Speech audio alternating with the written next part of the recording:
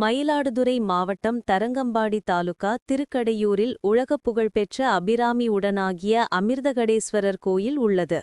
இக்கோவிலில் ஸ்மாமி காலசம்ஹாரமூர்த்தியாக எழுந்தருளி பக்தர் மார்க்கண்டேயருக்காக யமனை வதம் செய்ததால் அட்டவிரட்ட தலங்களில் ஒன்றாக திகழ்கிறது.